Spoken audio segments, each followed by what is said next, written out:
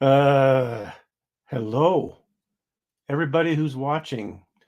Welcome to The Cross to Bear. I'm Phil Bear. I'm your host, and this is going to be part two of a kind of a little mini series. I don't know how many parts are going to be to it. Maybe as many as my guests will be willing to come on. Um, and we're kind of talking about some of the issues involved in atheism and theism, and my guest is known as the Fathiest Atheist.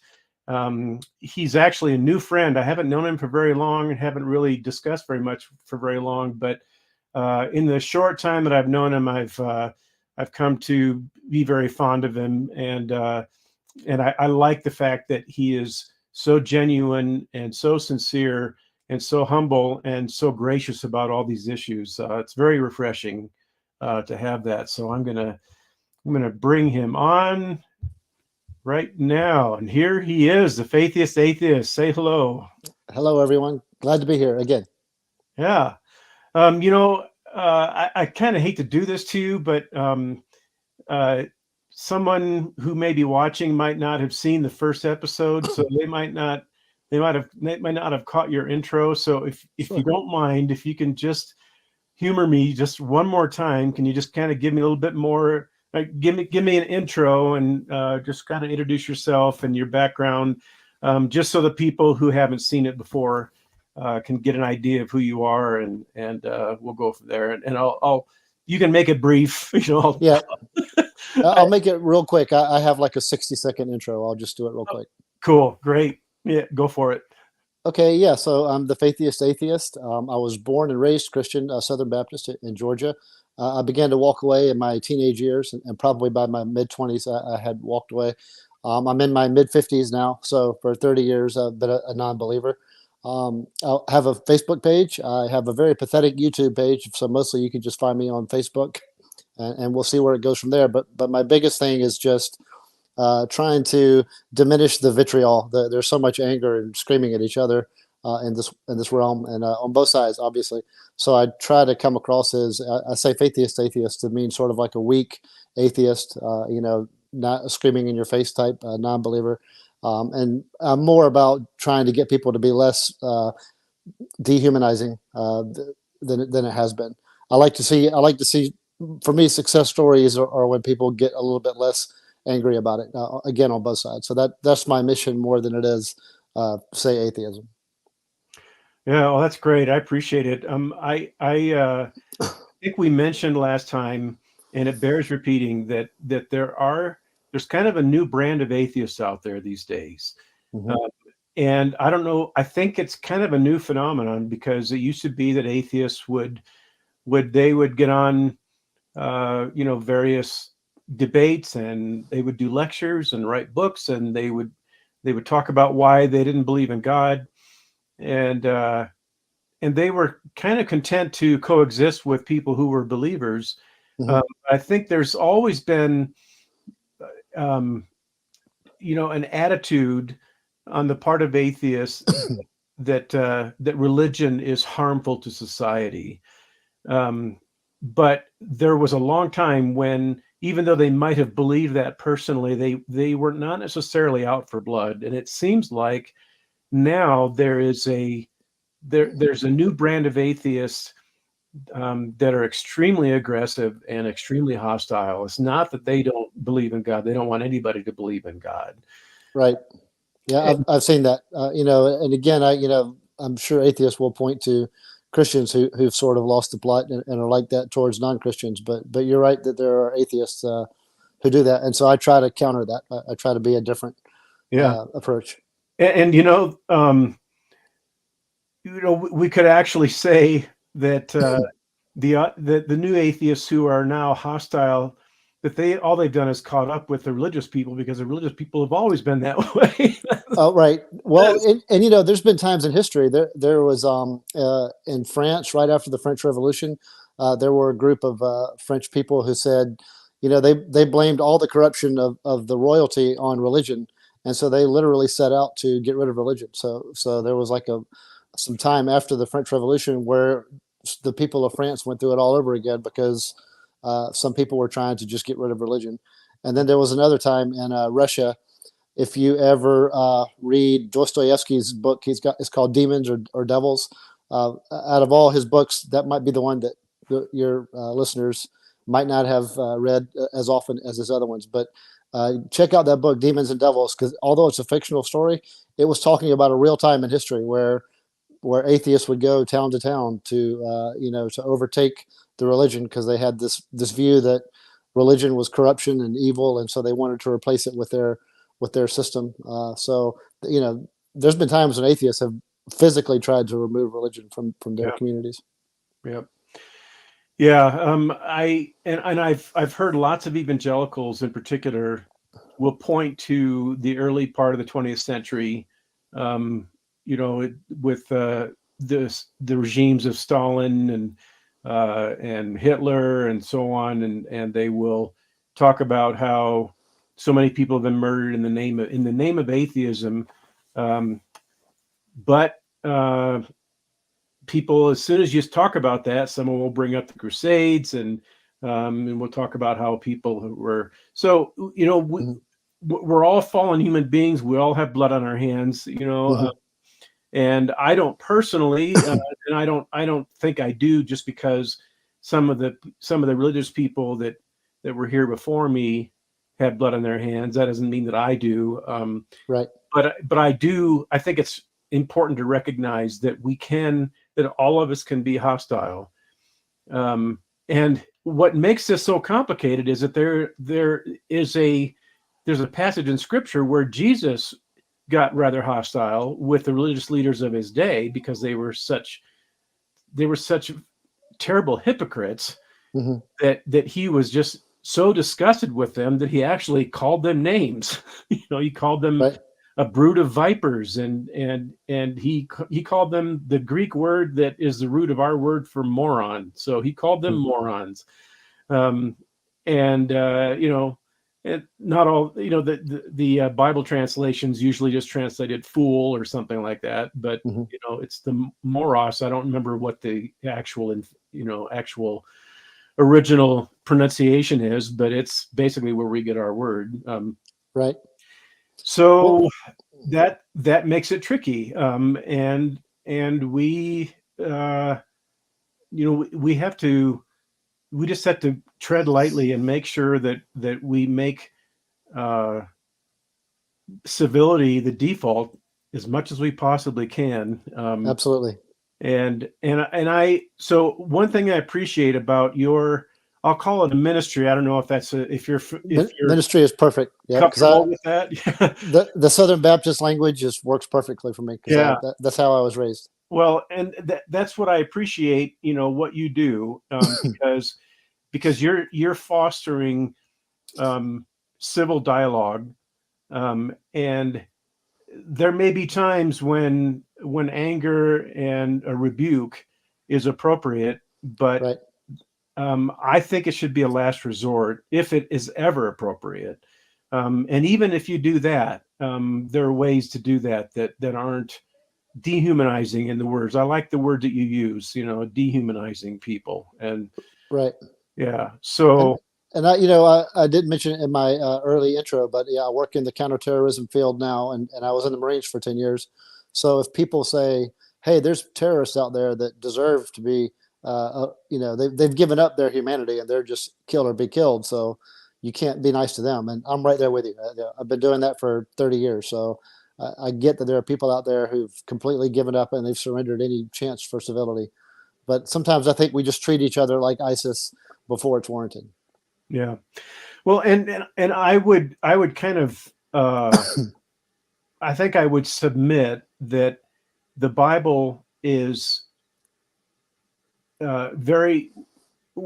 your attitude toward this is very consistent with the biblical attitude, because the biblical attitude is, if you see something objectionable with your brother, then approach them and point something out to them, and do it in love, do it with gentleness, and do it with respect, and do it in such a way that you're always looking at yourself as well, lest otherwise, we can fall into the same trap if we're not careful, you know. So Right. I think there's a strong biblical element that is that kind of has a lot of harmony with your approach and with your attitude about all these things.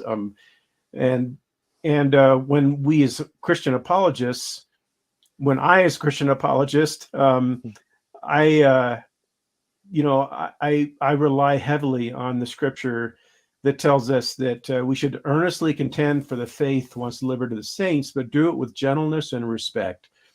So I think that's just kind of like the best recipe for, you know, for all these dialogues. You and I have lots of disagreements, but I enjoy disagreeing with you, and I enjoy you disagreeing with me, because I know that you have good and sincere intentions, you know. And then you also talked a little bit about your involvement with some of the Christian apologetics conferences. Mm-hmm. And I almost found it a little bit bewildering that, you know, why is somebody who calls himself an atheist, why is he a speaker at a Christian apologetics conference? Can you just do me a favor and just recap that just a little bit for the people who didn't catch the first episode? Sure, and there's two things going on when it comes to apologetics conferences. In fact, we'll say three things. The first one is I'm going into enemy territory and hanging out and listening to them and learning, you know, how you guys talk and just hanging out and just being there, just being present. And I've been doing that, you know. I've been happy to go to church my whole life, even as a non-believer. But for the past 5 or 6 years, I've consciously tried to go to church and, you know, present myself as a non-believer and just say, hey, I'm just kind of here to listen and interact and maybe reduce the discomfort between camps. So that's the first thing going on. The second thing going on is that there's several organizations now that will pay me a speaker's fee to say, look, you know, these are regular people with different views. They're not out there trying to all destroy us. Some of them, you know, like you said, some of them aren't like that. But these organizations are saying, look, they can be reasonable. They can be, you know, they can be good people, or they can at least struggle to be good people, and they can have good reasons for why they believe what they believe. So that's A. B, probably the thing that's most prominent for me now is that apologists will spend like a week. They'll have like an immersive experience, and they'll teach the students what some atheists will say and how to respond to it, different reasons as to why people won't become Christians. And they'll spend a whole week, all day, giving them all these lessons. And then at the end, they'll have me come in as like a final exam. And so for like 2 or 3 hours, I'll get up and speak. And I might speak for 20 minutes, just kind of giving my spiel. But then for 2 hours, the audience comes at me, you know, why this, why this? And I think that's because sometimes an apologist will pretend to be an atheist, and then the church kind of doesn't work well with that because they know he's pretending, and that still does happen. But to have an actual atheist on stage that they know isn't going to scream and yell, and just listen to him, you know, and have his view, and you know, give him time. And then also some of the audiences are kids. You know, some of them are in high school, and they know that at some point during the conversation, if it gets heated, I'll say, yeah, you know what, you might be right. You know, you've given me something to think about. They know that I'll back down and that I won't take advantage of the fact they're a young crowd. So that's overall, those things are the second reason. The third reason is, and so I'm going to jab at some of you Christians, especially some of the younger Christians. The third reason is I went to a conference, and I went to a church, and I was just going to listen, and I immediately noticed that they needed help. They needed somebody to you know, just to be there to help move stuff, someone to kind of run around the church and make sure, you know, just basic things that I used to do, you know, just my normal Southern Baptist self kicked in, and I just realized they needed it, so I started doing it. And then my Marine self kicked in because I'm really, really good at logistics. I was a staff sergeant in the Marines, and I'm really, really good at seeing like what needs to happen, what can I do to make sure that happens, you know, who's in charge, how do I help, and to be able to do that, to be able to like if I have to take charge for something over here, I'll do it. If I have to shut up and just listen to over here, I'll do it. And I can just do that shift really, really quickly. And at the end of one of those conferences, and I don't know if I should name drop him now, but he said, "I need you. I need you to be that. I don't care." He goes, "We don't hire people unless they're Christians. However, we need somebody who can do what you do." So sometimes I've just worked. It's just the Marine in me that kicks in, and I just go and help out. And the jab that I'll say here is that what I do is something that a 20-year-old Christian should be able to do. It shouldn't be a guy in his 50s who's been an unbeliever longer than these young buck Christians who should be doing it. So that's kind of my jab. I think a lot of the churches where I do this, the pastor would say, "I'd love to give you like a couple of maybe guys who are in college and maybe have them follow you around so that the next time you don't have to come." And I'm all for that. But so far, it's not always been easy for them to find those young bucks who are willing to train for that. Yeah. And one of the reasons why I wrote the book, well, actually the reason that I wrote the book Machines Don't Laugh, is because of the fact that there seems to be, there we go. There's the shameless plug. Thank you. Keep that up. Keep it up as long as you can like, slowly pan it across. That's right. Yeah. Laugh like a machine though, Yes. Well, yeah. The main reason that I wrote it is because the church has such a weak apologetics component to it, that Christians in the body of Christ are extremely vulnerable to the attacks of the atheists, especially the hostile atheists. Mm-hmm. I don't put you in that category. But it's true. It's out there. I don't see you out there on a crusade to try to rip people away from their faith. Right. In fact, I've only had one person tell me that I've helped him become an atheist. At 30 years of being in unbelief, I've only had one person say, "Hey, the things you said, maybe walk away." That's not really what I'm after anyway. I'm more after like, you should try to understand why you believe what you believe, and if it's a good reason, and then try to be a good member of your community, and then just not get so hateful, because that is addictive. That hatefulness is addictive because it feels like righteousness. And so my biggest thing is, having worked in the counterterrorism for 30 years, is I know what that feels like, and I see what it looks like when people are falling into it. And just to say it's just damaging, and it's addictive, and it's for me it's just like drugs. I'm like, don't do it. It's a addictive thing that feels good at the time, but don't do it. It can take over your life. Yeah, and I wrote the book to try to help Christians avoid being pulled away from the faith. But when I grew up in a Christian home, and my father was a Methodist minister, and so we were just a bunch of Christians. That was just kind of the default way that I was raised. And when I went to college, and I think I talked about this in the introduction to the book, when I went to college, my professors ripped my Christianity to shreds.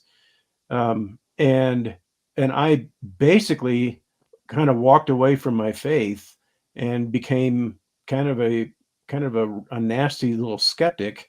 And my mother was extremely distraught about that. And so she bought me this book by Francis Schaeffer called How Should We Then Live? Mm-hmm. And what I learned through that whole thing as I came back to my faith was restored. What I learned was that it's better to walk away from your faith and let it all fall down than to have it all standing for the wrong reasons. Right. I agree with that. And so it seems to me that you are doing the body of Christ a great service, because you're challenging people, and you're challenging people from a place of sincerity. You're not a fake atheist that's out there challenging people, say, okay, here's what the atheist will tell you, so be ready and be able to counteract that. You're really not a believer, at least at the moment. Yeah, Tim Stratton, our friend Tim Stratton said that, because sometimes the apologists will say, "Man, he's just so nice and he understands so much of it." And Tim Stratton will say, yeah, but he doesn't think that God exists. He doesn't think that Christianity is true. Yeah. And like I said, it took a pounding from my philosophy professors to get me to understand that I was not fulfilling the scriptural mandate to contend for the faith and be able to give an answer for someone who might call upon me and might challenge my views and might challenge my worldviews, my belief and my faith and so on. I didn't have the tools to do that at all. And that's why I fell. And what I'm trying to do is I'm trying to give Christians the tools to avoid falling. And what better way than to take someone who is not going to pull his punches and is going to give them the real challenges from a real person who is at the moment a non-believer. Whenever I talk about you being a non-believer, I'm always going to say at the moment, Richard. Right. I get it. I hope you don't mind. Right. I've had this, especially for the past 5 or 6 years, as I've made more and more Christian friends, I've had very similar sentiments. And you're probably tired of hearing people say that they're praying for you. I'm so used to that. Again, Southern Baptist language and growing up in that community. I'll still say, "Lord knows this," and "God willing this." I'll still use that same language. So you better pray, and I'll pray for this, and I'll pray for you. That's common vernacular for me. Well, and hopefully, because there's two ways that somebody can say I'm praying for you. Right. It could be passive aggressive, sort of.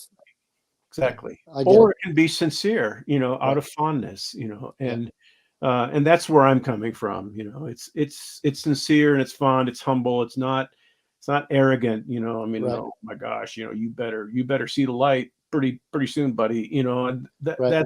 that's just not, I don't think that's a productive attitude. I think the best attitude is one of sincerity and love and, and appreciation, so. Right. So I do appreciate what you do very much. Last time we talked, you had not read Machines Don't Laugh. And And now I have. And for anybody wondering, you can get through this in a night. There's 10 chapters. Some of the chapters are just several pages. It took me 4 days to read it just because after the 9th chapter, I kind of stopped and went back over it a few times. And then I had some things at work. But after, I think 4 days and 3 nights, I got through it. Very, okay. very short, very simple to understand. There's only one chapter that has like semi-complicated philosophy. I want to say modal logic, but not quite that. But algorithm type things in the 9th chapter. But other than that, very simple, plain to understand language that you can get through very quickly. Well, I couldn't make it too easy. Right. Yeah. I wanted, every time I write, I want what I write to be, I want it to live in the intersection between the street and the academy. And it's not an easy thing to do. But I really wanted to do that because there are so many books by Christians about atheism and why we should believe that God exists and why we can rely on the scriptures and all those things. And they're that thick, they're 600-700 pages. Some of them are 400. And there's a lot of people out there who just are not going to sit down and read a 700 page book, Right. And they could read this. They could read this in a night. Yeah. And that's the whole point. That was deliberate. I wanted to make it short and I wanted to make it to the point so that somebody wouldn't be scared away and run away from it, Right. But I hope that I have made it thorough enough and at least substantial enough that there will be something there that, that isn't just so high level and so summary oriented that it just doesn't, it's not adequate. I wanted to make sure that, that there was good, solid, specific substance, but I wanted to make it brief. So, so that's that was the situation last time we talked. Mm-hmm. And now you've read the book. Mm-hmm. And so what I want to do is follow up now and then kind of give me, what I'd like to do is I'd like you to give me your overall impression of the book. Besides, it's short and you can get into it in the evening, and that's a Hmm. big advantage. I hope it is. Hmm. Just an overall impression of the book, and Hmm. then if you could bring up maybe some of the points, some of the chapters, some of the arguments, some of the specific content that you think is worth commenting on, and that you have some ideas about, Hmm. and push back. I mean, you can hang me up and whip me all you want. Just Woohoo! you don't have to be merciful. Yes. Just don't dehumanize me, Richard. That's all Oh I yeah, ask. that's right. I forgot about that one. That's right. But you're the last person that I would have to remind to do that, because Well, you never. I always say it's addictive, and so there's a guy named Jonathan Haidt who talks about this stuff too, and he's like a trained psychologist, and he's really really good at catching yourself for the dehumanizing language. And I was watching him give a lecture at ASU in 2018, and he did it on stage. He was on stage talking about how not to do it, and then he was talking about some story, and he was like, and then these morons, and he caught himself, and he was like, oh my God, I'm giving you a lecture, and I just did it myself. So I could very well fall into it. So I try to be humble about that. yeah. Well, and it's a complicated path to to try to navigate. But so yeah, go ahead and kind of just give me your overall impression, whether you think it's worthwhile, whether you would recommend a believer or a non-believer actually read it. But before you do, I want to make sure that I make it clear that I actually did not write this book. Atheists are not and unbelievers are not my target audience for this book. My target audience for the book is actually believers, Right. to give It's a them the tools to make sure that they can cement their faith in a way that they're less prone to having it. But that right. doesn't mean that I don't want believers to be challenged, because I think it's a good thing that they're challenged. Right. I did when my daughters were growing up and they were started to get into college age, I was not very excited about them going to a Christian college. Hmm. I think it's better for Christian young people to go to a non-Christian college and secular college, and I think it's better to get out there and experience the challenge. So what are your candid, unfiltered impressions of the book overall? I like it a lot. It's a good book, and as you say in the book, it's a book about atheism, and like you just said, it's not for atheists, but it's about atheism, so that when Christians pick it up, they're going to get 10 chapters about what atheists are saying and what they're thinking. I was thinking, like, if you and I, did a series of these videos, we would just start at page one and go through and say, "Yep, yep, we agree with that." And okay, wait, I have a problem with that.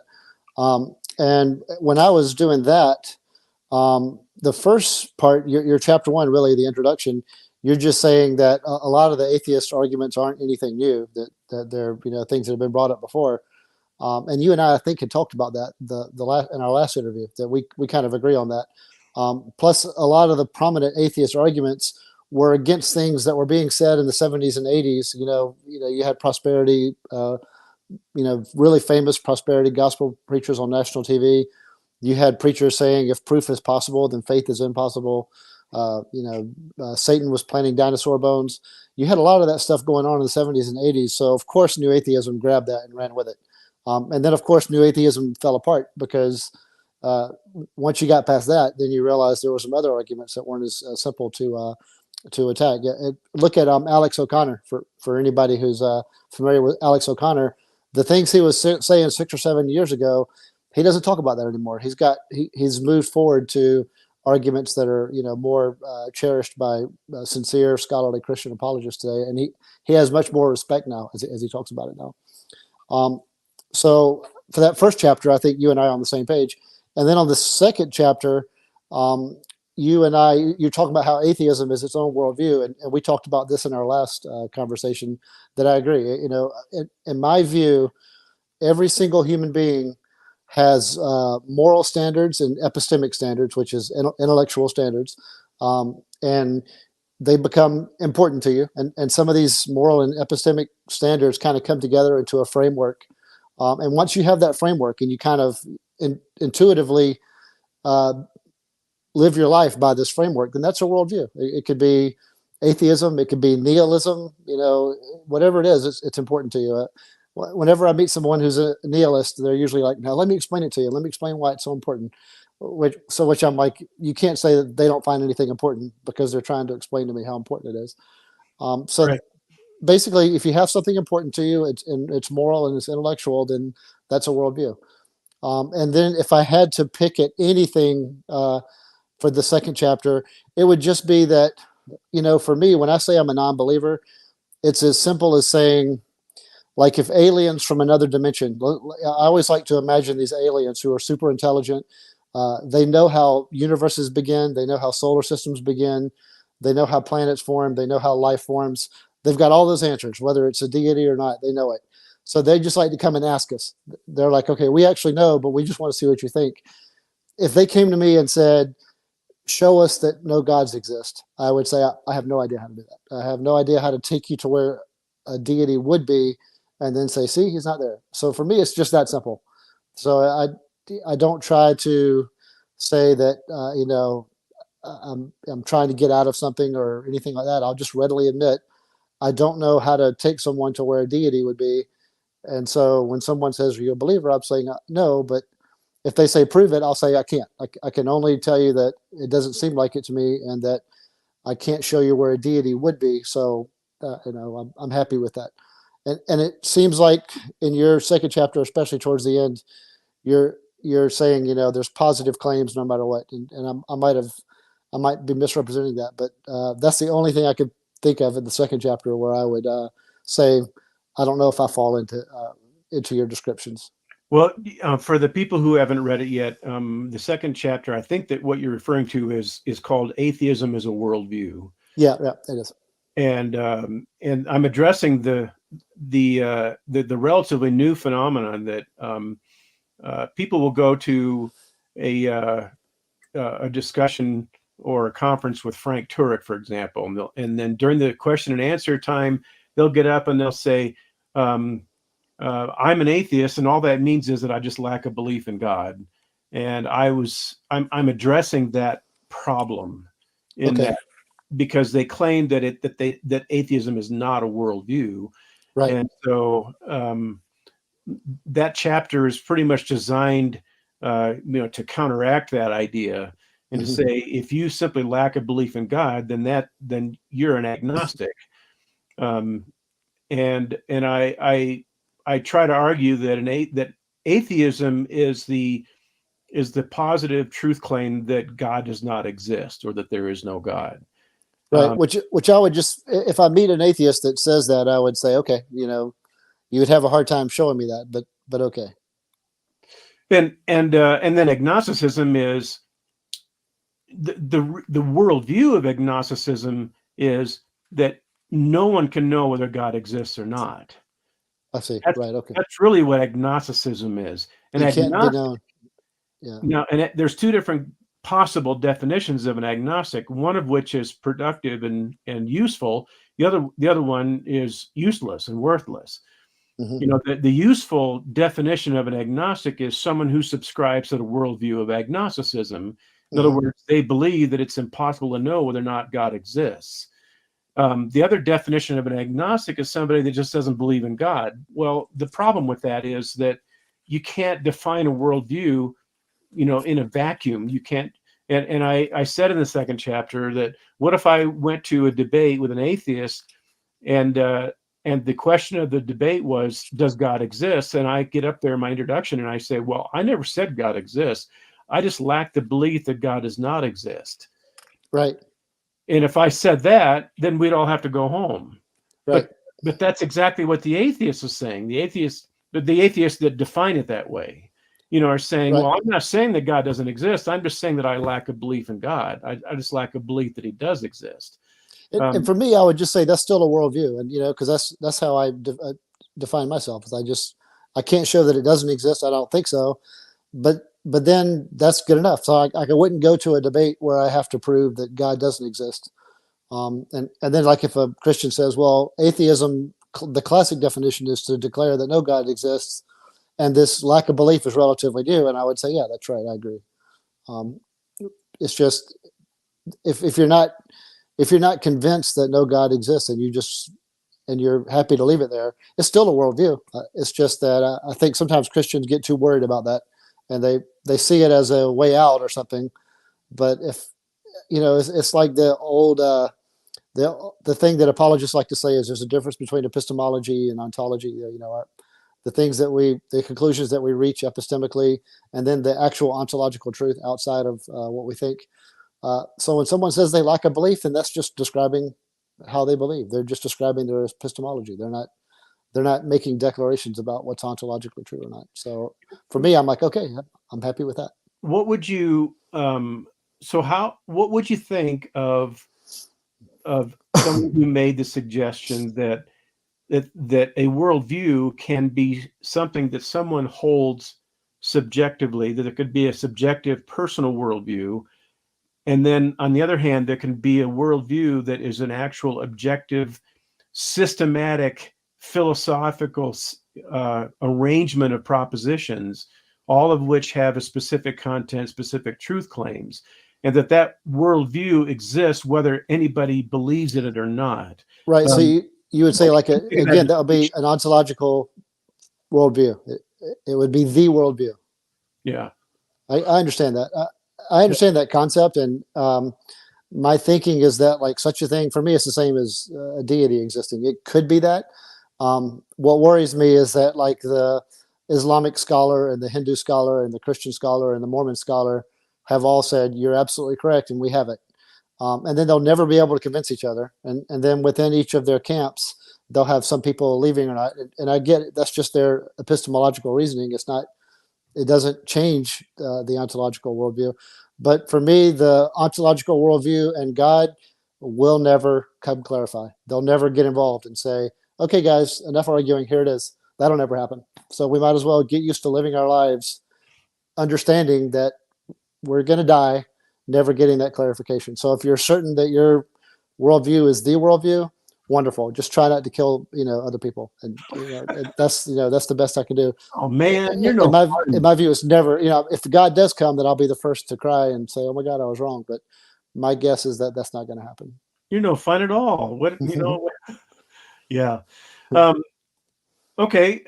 And I was going to ask you another question about that chapter.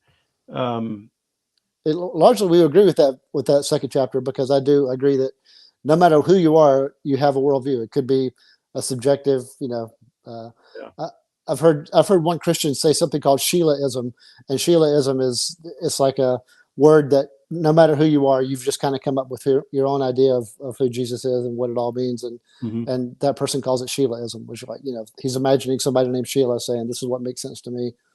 No matter what, you're a Sheila. Even if you don't believe in God, or even if you've never heard of gods, you have some form of Sheilaism.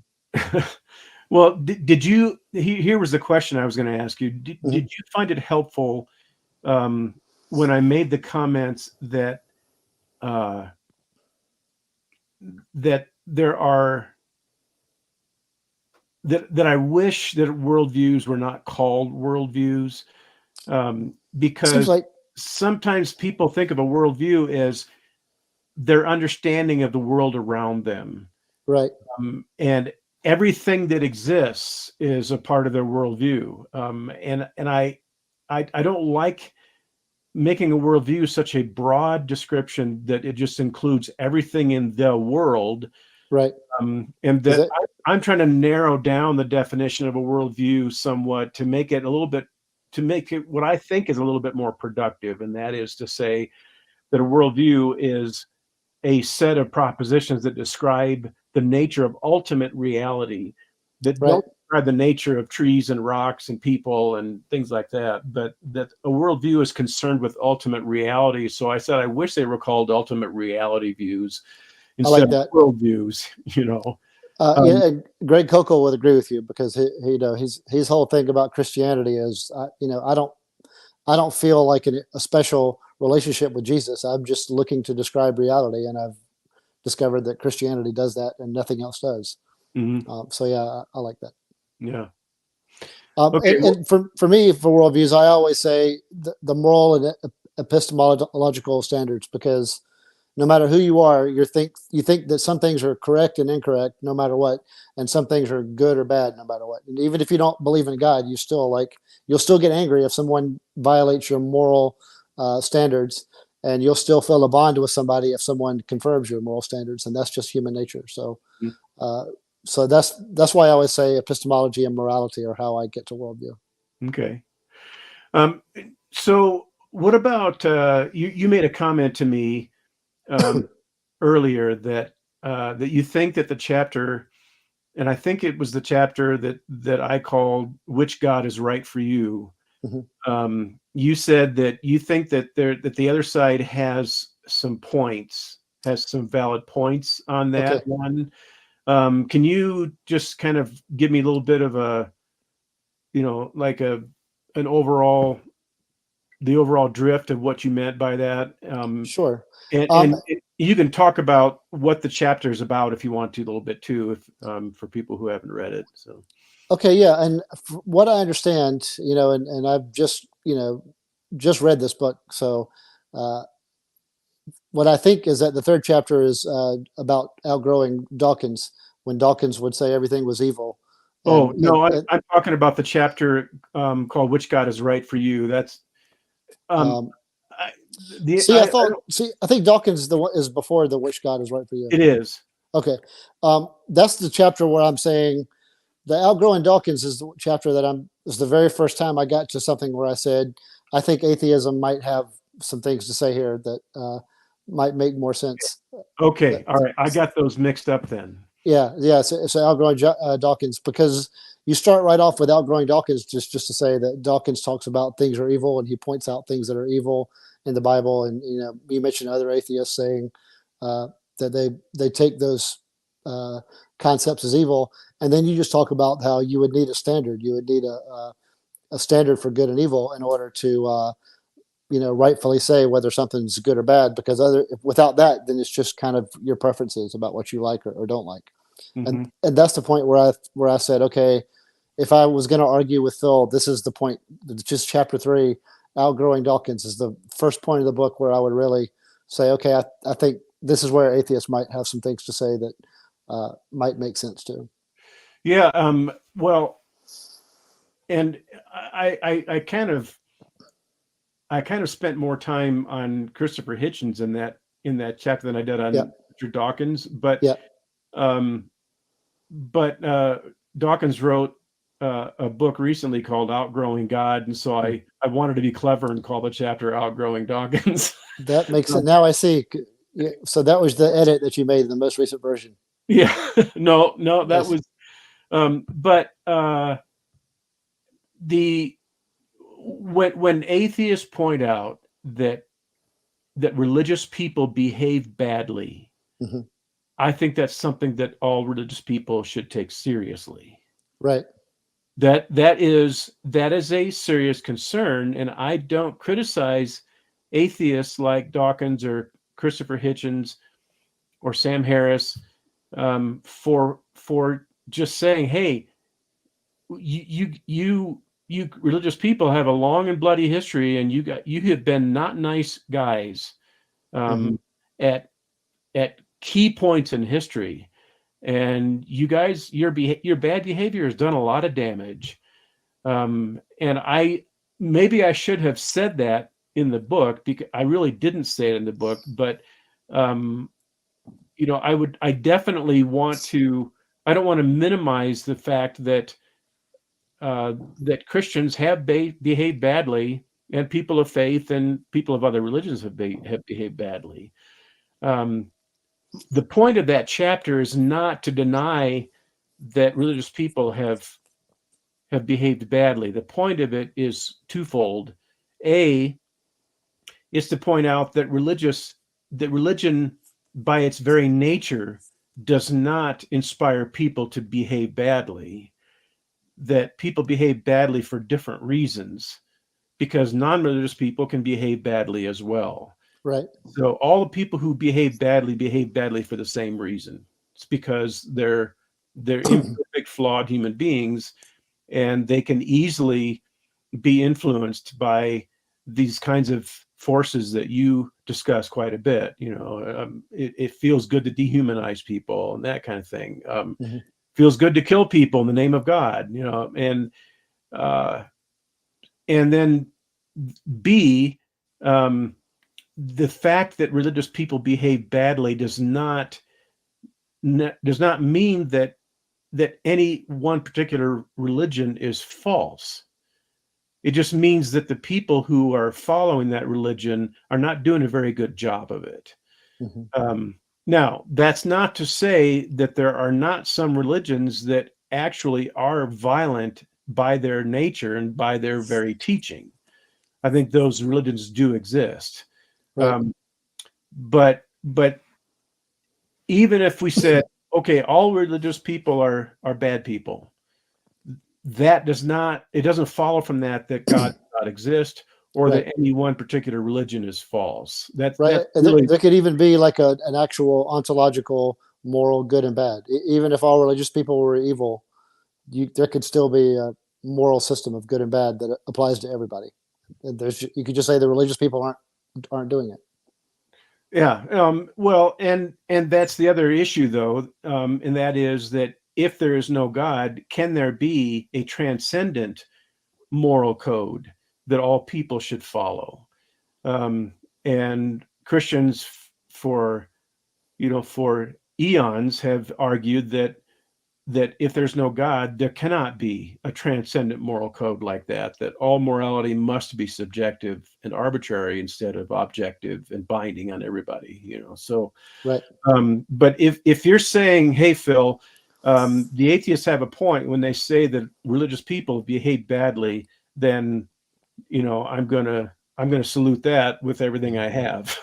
Right. That's And that wouldn't be my approach. But I do agree that, sometimes in fact, one of the reasons that I walked away as a teenager was when my pastor or someone and some religious leader was talking about these verses, and then he was talking about how non-believers were uh, griping about those verses, or people would leave because of those verses. He would say, "Well, atheists do it too, and Muslims do it too, and they do it worse." And I remember as a kid just being heartbroken by that, because I'm like, okay, so we're all in this pit. And it just reminded me of, like, back then I was a teenager, but it reminded me of, like, as a 10-year-old when I got caught, and I'm like, well, he did it too. And if you're mad about this, she did it last week. So it just seemed to me like, oh my gosh, is that what this is? Is this really just we're all doing our best, and when somebody gets caught with something they don't like, they deflect it to other people who are doing it too? So that was the first hit. I remember as a kid thinking, oh my gosh, what's going on with this? That's not, for me, that's not the right answer. And you didn't say that, but I'm just saying, uh, sorry about that. right. I'm just saying that was, it brings up an important point too, is that was something that caught my attention as a kid, that whenever I hear Christians say, if you don't like this, then, oh my God, are you going to be so upset when you hear about the atheists do? That does nothing. And especially, my wife and I, we have two teenage daughters who do this much less now. But man, when they were, 6 and 8, that was all day, every day. It was like, oh, you don't like that I did this? Well, my sister just did this, and it happens all the time in school. And we're like, okay, that doesn't address what we're talking about. So that's one of my biggest pushes out to apologists, is that might be intuitive, and I know Phil didn't do this, but I'm saying it might be intuitive to start with that, and it's true. Atheists do it too. Other religions do it. People do it too. But I think it's more of like a deflection to keep you from dealing with it. This is me talking to the apologist, not me talking to Phil. Mhm. I would say don't even do that. Just say, we're all guilty of doing bad things, and being a Christian won't stop that from happening, and leaving Christianity and walking away from religion won't stop that from happening. There's something about human nature that leads to that. Mhm. Well, and I don't want to go off on too much of a bunny trail here, but Yeah. but um, uh, w- would you agree that if there's something bad like that about Hmm. human nature, Hmm. that tends to confirm one of the central doctrines of Christianity, that man has fallen? Because if there's no God, and if all religions are meaningless, and that there is some kind of morality that exists outside of God, um, wouldn't human beings just simply not care if people treated each other badly? Wouldn't one of the comments that I made in the book is, if there's no God, then we're all machines, and it would never occur to us that there's something wrong with the world. It would never occur to us there's something wrong with someone going out and killing somebody in the name of religion. That there's something wrong with people murdering each other, and all those kinds of things. You know, what is your overall outlook on that issue? I guess is Yeah, and that's where I was going to be. My first point is, if as I'm reading your book and I get to a point, and you're saying without God there can't be any real good or evil, that was going to be my first argument, which is to talk about how I think that biologically and naturally we formed this concept of good and evil. So yeah, that'll be my first thing to bring up. Wait, and real quick before I bring it up, I reached back here to grab, because I have all this is my science books up here that everybody can see, but in my bottom shelf I have my apologetics books, and I want to show this book. This was written by a Christian scholar, John Dixon. For all you apologists, get this book, because whenever an atheist says you Christians have done horrible things, bring out this book or start quoting things from and say, "Oh yeah, you're right. We've done this and this and this and this." You're going to really get their attention, because then you're saying, not only am I aware of that, but our scholars are aware of that, and we've admitted that there's a standard that we ought to be obeying, and there's times that we've broken that standard, and you're absolutely right. So that's a good way to acknowledge the atheist accusations, and then bring in this standard that many and, Christians and talk about. and they should get that book, and they should read it. But what book should they get and read first, though? There, This book. I'm gonna have to start Choose sending you only. checks for promoting. um, it's really, if for anybody watching, to have a really quick book to bring up all the things that atheists and Christians argue about over and over and over. This is a really good starting point. Start here, and find somebody that disagrees with you and read it together, and then say, "This is how I would say." Yeah. So yeah, I reached back there to get it like 20 minutes ago, because it's something we were talking about, and I'm like, I want to make sure I highlight this book. Yeah. So here's my take, and again, this comes from my studies on why people have evolved to sometimes be they get radicalized towards dehumanizing other people. What happens is that it starts off selfish. We start off, hundreds of thousands of years ago. We start off like, this probably happened in earlier primates before humans, but we started off with the strongest one survives, the most merciless, the fastest, and that's just complete self-interest. If whatever you do for yourself, you get the stuff, and whoever isn't loses. That was the first thing that I say formed biologically. But then another thing formed in response to that, which was some form of cooperation. And this would be like a big tiger who, say, does whatever he wants. And then there's three other tigers that are part of that community that are like, okay, none of us can take this tiger by ourselves, but the three of us together, we can keep him from just doing whatever he wants. And then so if you're too over the top strong and fast, and you're too merciless, then three other animals can come and just wipe you out. So in that case, evolution, and remember, one thing about evolution and natural selection is that it doesn't care. When Richard Dawkins says it's pitiless and indifferent, that's true. We could all of humanity could get wiped out by mutant spiders next week, some new form of mutant spiders that we can't deal with, and we could just all die next week, and evolution would shrug and the world would keep spinning. If I'm right, so keep that in mind. So at that point, you have you have self-interest as one thing, and then you have cooperation as another thing. The problem with cooperation is that one's self-interested. So first of all, cooperation can outcompete self-interest sometimes. If people cooperate correctly, they can outcompete some bully who's just in it for himself. That happens sometimes. But another thing that can happen is that a self-interested person could go to like a village of people who are all cooperative and good-natured, and they'll take you at your word and they just want to help. One selfish person could go into that village and destroy the whole village because he'll just keep taking and he won't cooperate back. And you could have 50 people get destroyed by the self-interested person. So what happens is that sometimes cooperation outcompetes self-interest, and sometimes self-interest outcompetes cooperation. Mhm. And from that led to something that I call zealotry. And zealotry is like this fierce, overwhelming type of cooperation where a tribe will get together and they absolutely convinced of some sort of moral and epistemic thing. It could be a deity, it could be something else, but they're so bonded together that they almost behave like an ant colony, which means they'll just do anything for each other. And if you mess with one of them, they'll all stop what they're doing and come and fight. And now rationally, it's not smart. If you're part of that tribe, in terms of your own individual self-interest, it's irrational to stop what you're doing and go fight for whoever's messing with a member of your tribe. But they start doing it. But was it chemicals or some sort of neurology that forced it to happen? However that happened. But zealotry did form. It did evolve, and it evolved in animals too. There's several species. One of these books behind me is called The Social Conquest of Earth, and it talked about how several species at different points of our history developed this colony-centric type thinking, which I call zealotry, which means you're no longer even thinking about yourself. You're thinking about some ideal. Ants could be thinking about the queen. There's several different types of animals have reached this kind of point where it's no longer about themselves. It's about this higher thing they'll do anything for. And I think humans are close to that. We're not exactly at the point where we'll all drop whatever we're doing for whoever's in charge. But there is a way of thinking. There is a type of situation that can get us to be like that.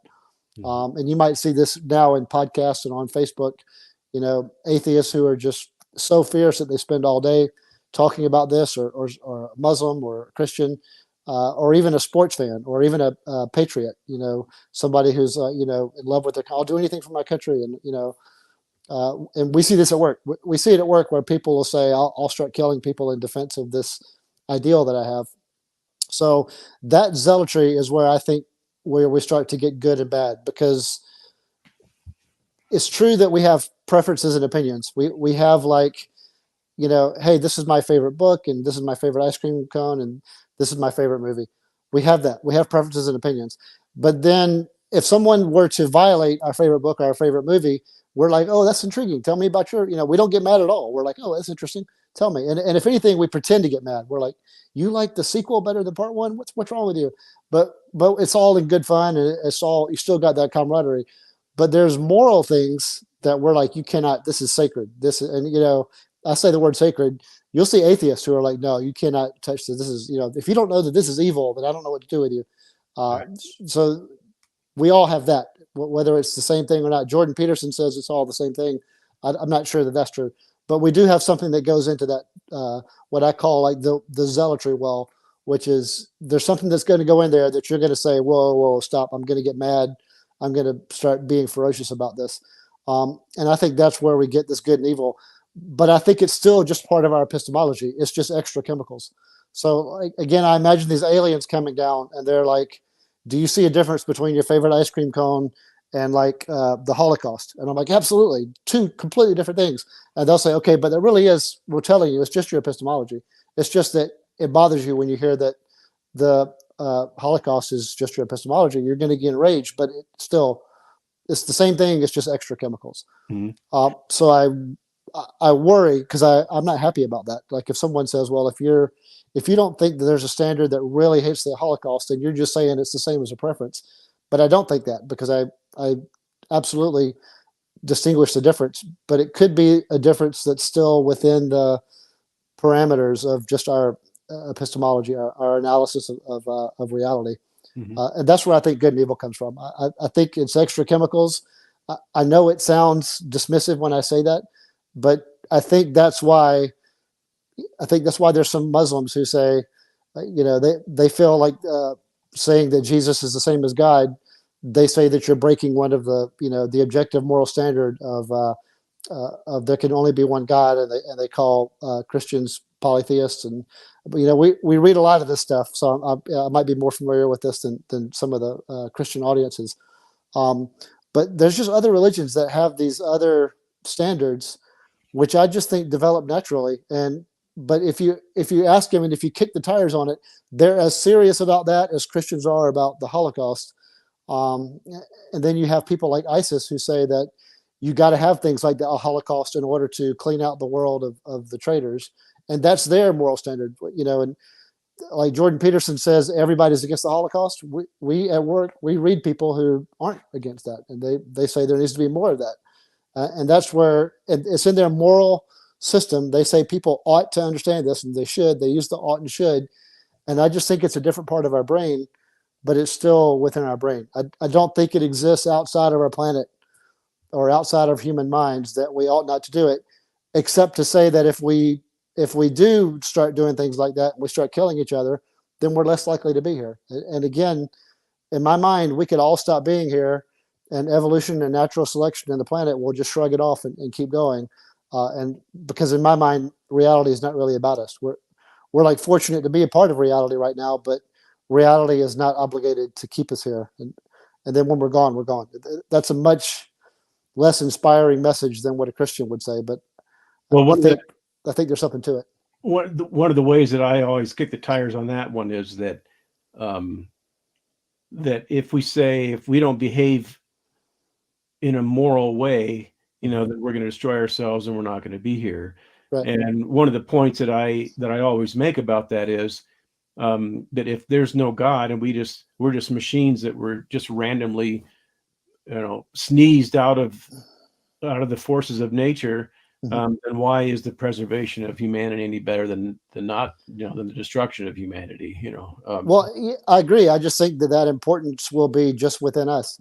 It will be something that just comes from within us and not something that's impressed upon us. Mm-hmm. So in my mind, just still the epistemology is just a far more precious and important part of our epistemology. Well, I want to make a request of you, and that is, I want to request that you eliminate the mutant spiders from your analogy, because my wife got on and said no mutant spiders. So for her sake, I want to see if you could come up with a different disaster. Okay. For that. I like to have it be a life form, though, because I think a lot of Christians would agree that something, like volcano eruptions could happen and wipe us out. But I like to say that right now we're the dominant species, but we don't have to be. And natural selection would only take a note of it. If another life species takes us over, natural selection would only just take the check mark off of us and add it next to the next thing. And I fully realize natural selection is not really an agent. It's not really the correct name, but it's a good metaphor to use to say that I don't look up to natural selection. I don't worship it. I don't ask people to please accept natural selection into their heart. I just think this is how it really is. Mm-hmm. Do you have a preference on whether we should take questions now, or would you rather wait until kind of the end? I'm ready for questions, because in my mind, we should just tackle each point of the book as it arises. So the very first point of the book that arose for me was this formation of evil, good and evil, and we've covered that. So I'm ready for questions. Okay. Well, let's just do one question on this, or two actually. My friend Dale from Real Seekers, Dale. I don't think we ever talked, but I know him. He says, couldn't one judge a religion as being immoral and thus false, such as the Quran ordering death for apostates, etc.? Yeah, absolutely. But so my view of this is that sometimes I try to take myself out of it, and I'm just watching the world. I try to imagine, not just these aliens, but they pull me up with them to kind of look down and see everything. And absolutely, a Christian's going to look at that and say, I'm never going to follow this book because, what an awful thing to do. However, that being said, you have to sympathize with people who read, say, Deuteronomy 13 and say, well, I'm never going to do that. Like my wife is a Christian, and I'm not, and we've got two kids. There was at one point, one of the kids had heard something at school about something the Bible said. And even though my wife's a Christian, she's like, don't worry, I would never do something like that. There's some reason why it appears in there. I don't know why it is, but never, ever, ever would I do something like that. And if you go and visit some other Christian friends down the street, none of them are going to bring that out. It's one of those things that appears in there, and literally nobody does it. If it ever happened before, I don't know. But if someone's looking for reasons to not follow Christianity, there's content available to them. You can say that the interpretation is wrong or whatever, but that's what Muslims say that about that verse too. That, or however they call passages, I forget, surah. Uh, the strict Muslims who would say, I would never do that, and the only reason that appears is you have to put it in context. For me, that's just a normal part of humanity. We're going to have rules that sounded right and resonated at one time, and later sounds monstrous. I just think that's part of human nature. Mm-hmm. Lori says, how do you account for the fact that humans are the only thing on the planet that those objective moral standards about things like the favorite movie versus Holocaust, no other does that? Well, and then I think that was our secret. I think there was a time in our history where there were different human species. There's the Homo sapiens and different other hominins out there. And I think our tribes wiped them all out. I think our tribes were like, hey, we belong here. This is this is for us. And so they had that zealotry, and that zealotry was, this matters, and these guys are outsiders. They're wrong. And so if we wipe them out, then that's good. That's why. The ones that had the impulses for objective moral standards saw themselves as superior to the ones that did not have those impulses and said, okay, you guys are worthless. You don't deserve to live. Right. I think all of us descended from those kind of hominins. So we were the primate that did it. And if another primate was more fierce than us, then they would be sitting here on the internet talking about this. Maybe they are. Right. So yeah, I think there was some degree of mercilessness of who's here and who's not. And the zealous hominins did it. Now they just perceived it. They might have believed in a volcano god, but they did it, and we're all descended from them. So that's why we still have that neurology. And that is brutal, and it makes it sound like it's okay with me, but it's not. It's not okay with me. I just think that's how it is. Lori said mutant mosquitoes would be good, and they both start with M, like an apocalyptic superhero. So there's your mutant mosquitoes. Yes. Your alternative little. Right. Okay. I'm down. Mutant mosquitoes from now on. Okay. All right. Well, we'll look for that next time you're on a show, and you talk about this. But make sure you give Lori credit though. So I will. I think that's a great idea. Yeah. That wouldn't be so terrifying. Right. Right. Well, let's. By the way, I do think we're going to be replaced by some sort of hybrid of us and technology. Probably within 2 generations. I think we're going to be. You think we're going to be replaced by machines that laugh? Well, it'll be a hybrid. It'll be humans with some sort of technology where they can think faster and be in better shape and not age so much. And pretty soon they'll be the only intelligence that can decide what happens in the future, and the humans will be weaker. I think that'll happen really soon. I know that sounds devastating, but did you see what I did there? What's that? Oh, the machine's laughing. Yeah. Yeah, I did hear that. We're going to be replaced by machines that laugh and can cry and do all these things faster and better and more. Right. Right. I do think that's a human thing. The idea of laughing, it could be a primate thing. Maybe there's other animals that can do something like that. I don't know. My thing about the machines is that there's so much, and we'll get about this in a future podcast, but I think there's just so many things about nature that we don't know yet, that even though we're just forces of nature, we're not the kind of machines that we think of when we think of machines. There's more to it than that, and we don't understand what that is. That's my faith-based claim. That's kind of the idea of the book, is that that there's more to the human machine than there is to what we know of machines, and right. And that's why that points to something greater than just machines that were just popped into existence out of the forces of nature. But Dale has a question. And then I think we should move on to the next topic once we cover this one. Mm-hmm. I don't want to get too far. I don't want to get away from our time too much. He says, if morality is just extra chemicals, social game theory has shown that sometimes zealots can transform our ideals. Why do Yes. some extra chemicals overtake other chemicals? I think it's momentum. I don't think at this point, I don't think it's muscle. Um, I think it's momentum because sometimes, like, say you have Group A and Group B and Group C, maybe Group A and Group B are far superior in strength, but they damage each other so much that we all descended from Group C. So I think that sometimes the survivors aren't always the strongest. It's just having the momentum. And yeah, that will change. You know, if it's like right now, Christianity is the dominant religion in a lot of Western cultures. Uh, but if that changes to something else, and I think it will change to something like, I believe in a higher power. I think the next dominant religion is going to be something really generic. Like, I believe in something, it's amazing and I love it, and but you don't have to call it by this name. You don't have to say these words. You don't have to worry about your afterlife. Mhm. I think that's a dominant religion, and that's going to change people's ideals. So that future generations born into that aren't going to be screaming about the name of that higher power. They're just going to be, hopefully, this is more optimistic than anything. Yeah. Hopefully, they're just going to kind of respect that some people have a different view of what the higher power wants. Mhm. Well, we could pursue that. uh, Richard says, "Awesome, thank you for your answers. Sorry, I had to rush my question there. LOL."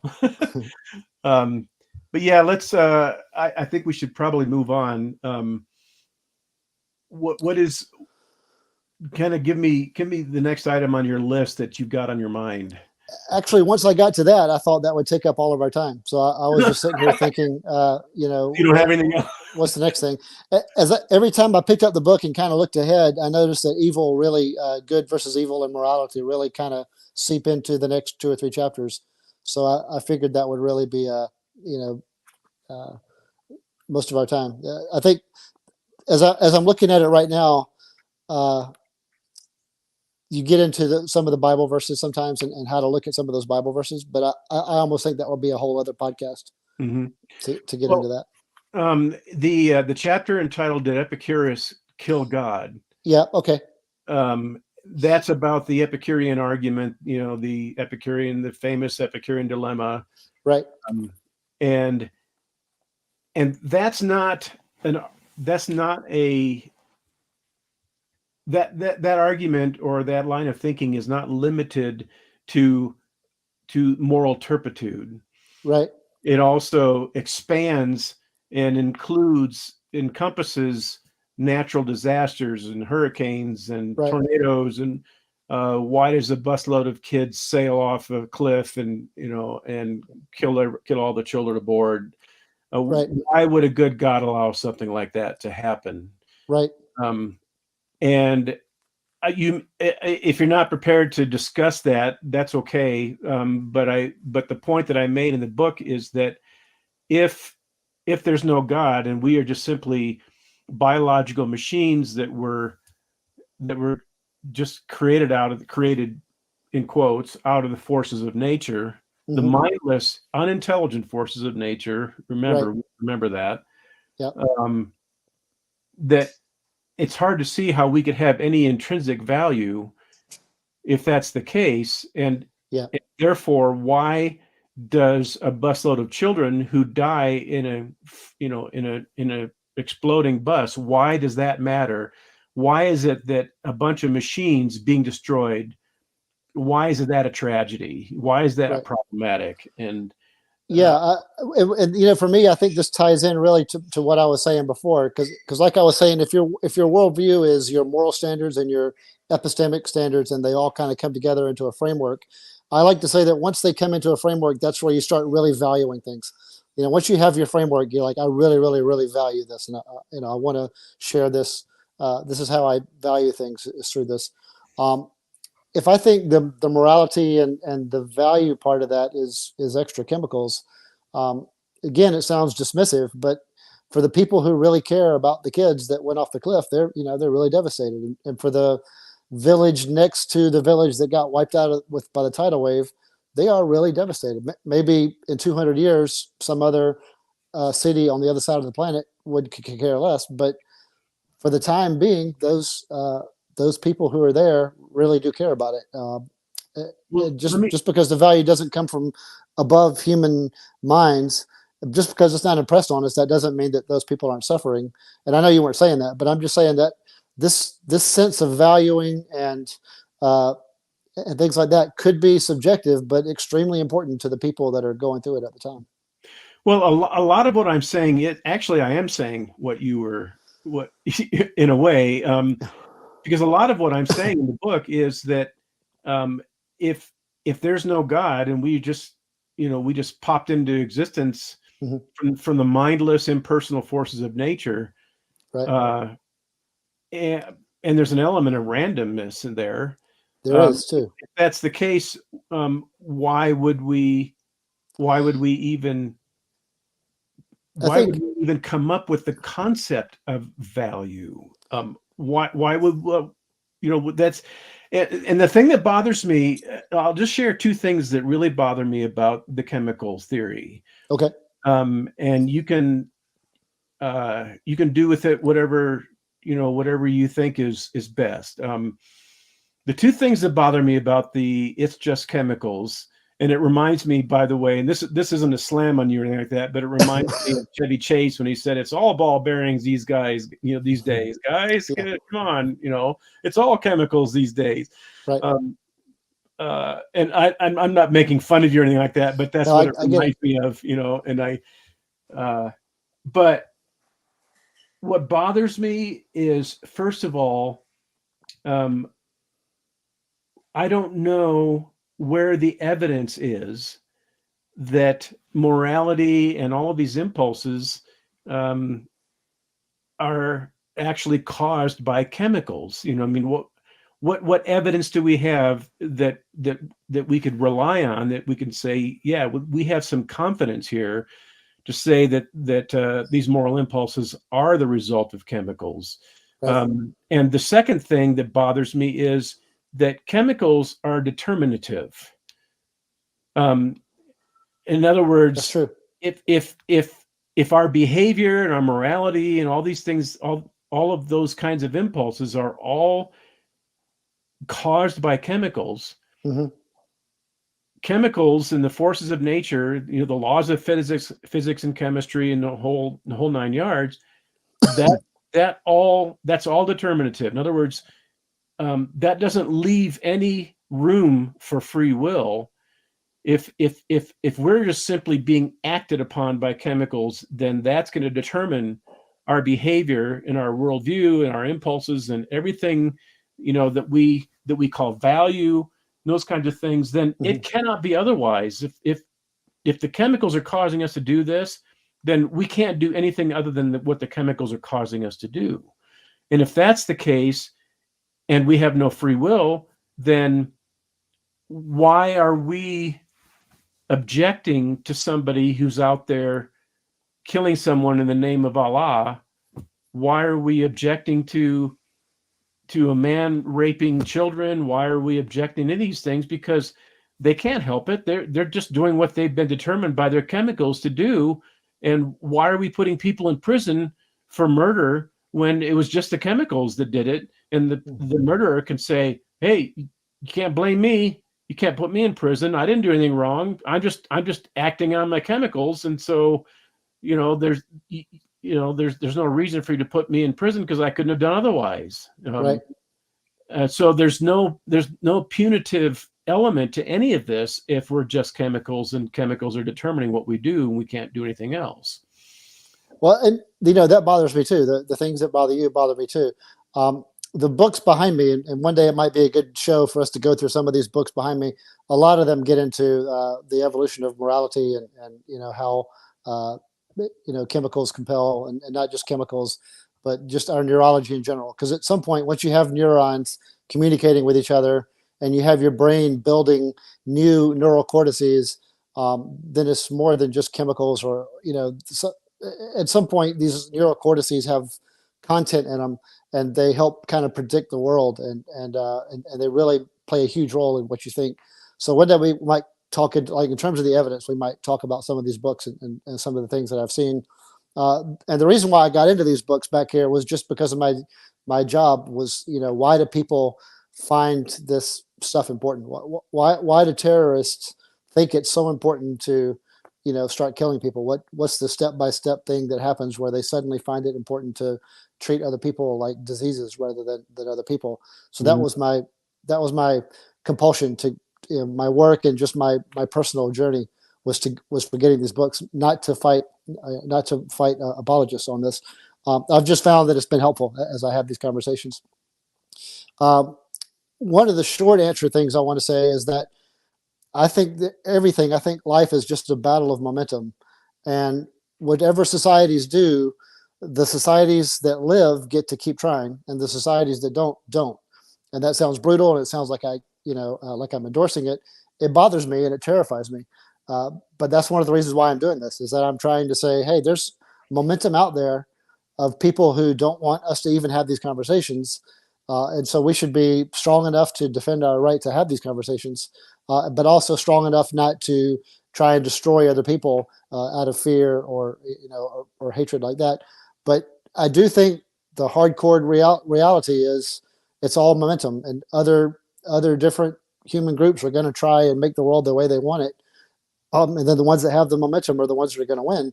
And you could say, like, sometimes I like to imagine, like, in every group that's about to get wiped out, they have some philosophers in there that say, nope, if you can't show me, if you can't show me why it matters, and if this is just them, this is just their view, then I'm not going to get involved. They're probably get wiped out the first because they don't have, the means to defend themselves when some other group comes in.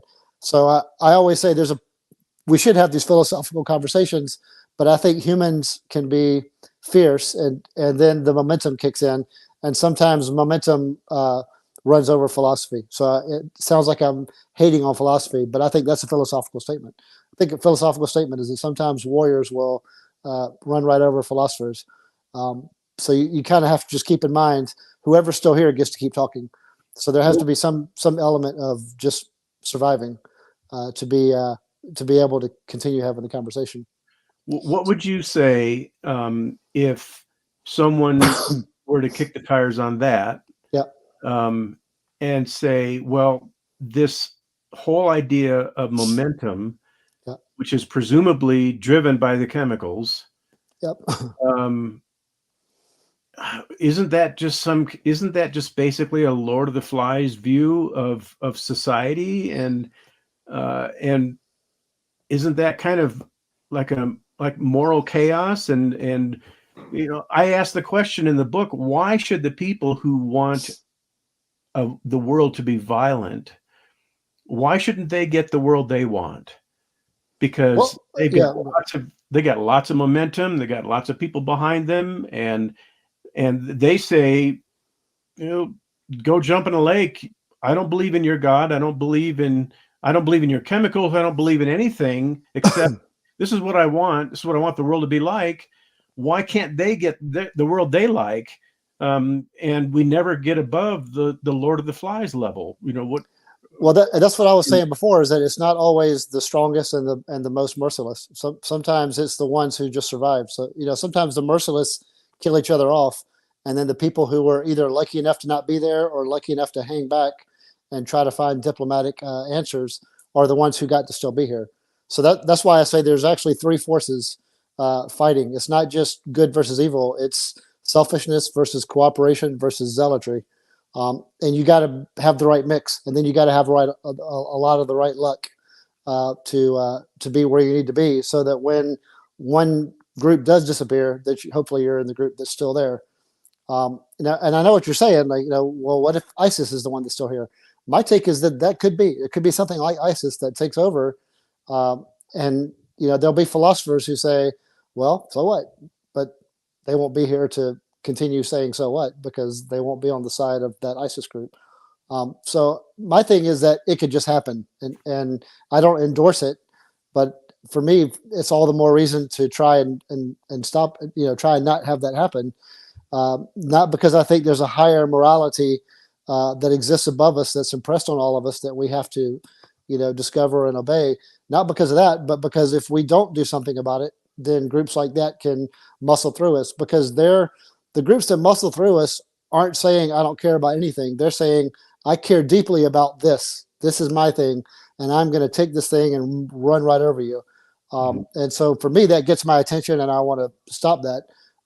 So that I say for that reason, because I don't want that. That's one of the reasons why I get into these conversations. But I also think at the end of the day, one group's going to be here and one's not, or we're going to find a way to live together. And then at some point, natural selection is going to say, okay, who's still here and who's not. And it's not going to care what the answer is. And again, that sounds brutal, but I just think that's how it is. Well, when you mentioned that the warriors or whoever it is going to be are going to run over the philosophers, Yeah, Bill said, can you see the comments on the screen I there? can't read it from here. I see it, but I can't read it from here. Oh, okay. He says, I thought the pen was mightier than the sword. LOL. Well, yeah, and I use that as kind of a metaphor because it's not always the warriors that win the philosophers. But I was making a point that sometimes I think some people are so into the philosophy of, show me the reason, show me the standard, reduce it down to the most irreducible standard, or I'm not going to act on it. But there's other people who will act on it. Being intelligent and being very rational doesn't always win the day. Sometimes irrational wins the day. Sometimes an automatic impulse wins the day. Mhm. So it's not always the right answer that wins. So I understand the search for the right answer, but I also understand that sometimes momentum runs right over the right answer. Well, what I mentioned in the book about the Epicurean argument is Hmm. that the conclusion of the Epicurean argument is basically that God does not exist. Right, And right, right, it's trying to show that that it's logically impossible for God to exist. right, or at least not exist with the qualities that Christians say he has. Yeah. And so, and my argument is that um, if God does not exist, which is the conclusion Hmm. of the Epicurean argument, if he doesn't exist, that circles around and destroys premise 2 of the argument, because premise 2 is evil exists. So the initial premise is God, if a good God existed, if he was good and he was powerful, then Hmm. evil would not exist. And that's Right. premise 1. Premise 2 is, but evil does exist, and the conclusion is, therefore God does not exist, or if God exists, he's not good or powerful or both. And and my argument is that conclusion, God does not exist, circles back and destroys premise 2, which was that evil exists. Because if God does not exist, then what basis are we calling evil? How are we basing that claim?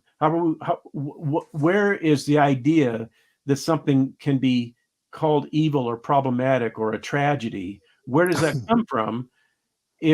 Because mindless, impersonal, random nature, natural forces cannot build value into human beings or any biological life forms in nature. If that's all that produced us, then there can't be any such thing as a valuable human being, a human being that is precious and worth fighting for, or worth protecting, or worth saving. And so the idea that evil exists, and that if a good God exists, then he must prevent that evil, that assumes that there's a reason why that evil should be prevented. And the only reason can be that because those human beings that are suffering that evil have value, and they ought not to suffer. And the reason they ought not to suffer is because their creator has endowed a certain amount of value into them. If So there's no somebody creator, must be. if Go ahead. if there's no creator to give them that value, then why is it problematic that they suffer? Because, Right. and the answer to that question is we can't. We don't know. There is no reason why that's problematic. There, Well, then again, I think this is something that theistic philosophers are convinced by, but I don't think that that's what's going on. I think that the evil comes from if you're self-interested towards one thing, and there's some force coming to take that away from you, then the chemicals are going to say this is different than ice cream and movies. This is awful, and this needs to go away. That's one way that evil comes. And then the second way evil comes is that if you're zealous about something, well, let's say that you're Hindu and you're like the only way forward is to agree with this Hindu standard, and then as Islamic group is coming to take away those other villages with that Hindu standard, then that's going to be your second way that you have evil, because you're like, hold on, this is sacred, this means something, this is above us, this is above all of our people, and here's these terrible humans coming to take it away from us. That's evil. I think that's where your perception of evil comes. It's a violation of something that you find extremely terrible. But again, I was saying that might still just be your epistemology. It still might be. It's far more sacred and far more precious, and it gets you moving. And that actually might be the biological answer for morality, is that it gets you moving, it gets your attention. Whereas favorite TV show and favorite ice cream might not get you to jump off the couch. But if somebody is violating something that's really precious to you, then you get off the couch and you do things, and that's what natural selection is looking for. He's like, who are the people? Which are the individuals that actually do things, and does their collective effort lead to their survival or not? And once again, I realize that sounds brutal, and the Nazis could win. And my thing is, the Nazis could win, or something like the Nazis could win. But for me, that just gives me more reason to get off the couch and do something about it. Well, but for me, it's still natural. It's still a natural thing. What I've heard from the theistic philosophers that is that that what you're really describing is personal preferences that are shared among a group or a tribe. Except heightened up, except so high up that preferences don't make sense to you. It's like a division between preferences and this other sacred thing. Well, and that's where the rub is, because where does the sacred take over and the personal preference stops, and where does the sacred begin? Because what we're starting with is, this is what's really important to me. And when you say it's really, really, really, really, really important to me, it's so important that it's actually now elevated to the status of the sacred. Yep. How does the fact that it's really important to me, which is still just a personal preference that might be shared by a bunch of people, what is it that expands those personal preferences and makes them so that we can be justified in calling it sacred? Isn't it just a really strong preference? Right. It's a really strong preference that gets people moving, and then whoever has the momentum wins. And again, that sounds brutal. And my dog is barking because it sounds so brutal. But it really is how I think it is. So you and I would probably agree on what atrocities are and what would get us up off the couch. I just think that it's a natural development, and you think it's mandated from a higher power. Fortunately, we pretty much agree on what would get us up off the couch, but there could be some other force with different oughts and shoulds, with different precious things that are really, really, really, really, really preferential. And if they're better at enforcing their super preferences, then they might win. And if they win, natural selection won't care. There won't be any judgment day. There won't be any tear shed.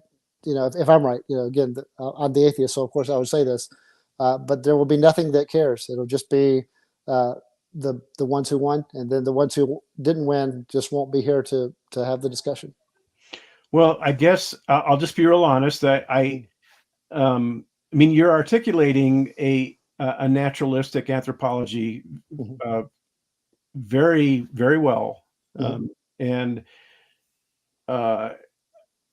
personally, I haven't seen anything so far that elevates this above the Lord of the Flies level. Right. You just have to be shrewder, I think, because I imagine like multiple islands. And so in one island is the little boys who are turned into tribes, but maybe another island, the boys learn to work together. And then another island, the boys learn how to build cities. And then so natural selection is just watching all those islands.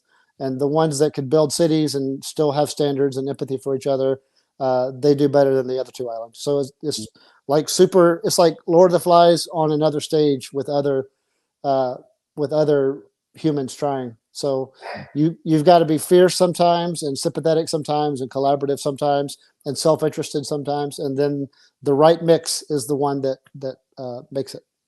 Well, I gotta be real honest with you. I am sitting on my couch right now. Mhm. I do all my podcasts and I do all of these conversations on my couch. You can tell that I'm sitting on my couch. There's the back of it right there. Mhm. And I don't want you to think that you're not worth me getting up off of my couch. Thank you. You definitely are. Yeah. The only reason I'm still sitting on my couch is that if I got up off my couch, you wouldn't be able to see me anymore. Right. So don't take it personally that I'm still sitting on my couch, but Okay. I like that. I like that analogy. I like the metaphor of getting up off your couch, Right. because That's what I think morality is. I think it's stop thinking about it and do something about it, and that's what gets us moving. well, and I think that's something that we share in common because that can be true for a Christian or for a theist just as well, just as much Yeah, as it can be true for a non-believer. and it's absolutely true for ISIS, because ISIS, they get up in the morning, they never sit on the couch. They get up and say, "Who can we kill?" And they'll hold each other accountable to that. And when they're getting together, deciding how to do a terrorist attack, and one of their guys is like, "Hey, you guys go ahead. There's a new show on Netflix. I'll see you later." They will kill him because he's not keeping up. He's not towing the line. So yeah, there's something to be said about being ready to move. You're not going to kill me for not getting up off of my couch, are you? No, not.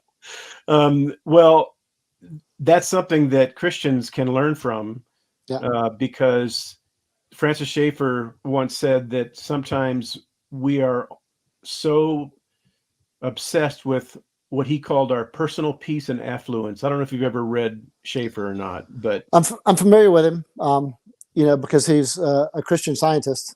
Um, so I'm familiar with, well, he's a Christian philosopher. Yeah, he's Okay, yeah, not but a I've never read his books. okay. I know he's a big name though. I would strongly recommend him. Okay, But there's a little bit of a personal side to that okay, because he was really the one who brought me back to my faith. right. When I was torn away from my faith because of those brutal philosophy professors who were actually doing me a favor, even though they didn't know it. Hmm. Because I think that kind of, uh, what Lynn here is calling apathy, um, can be born out of the fact that you just, there's just no, uh, people need to get beyond what they personally care about, their personal peace and affluence. Right.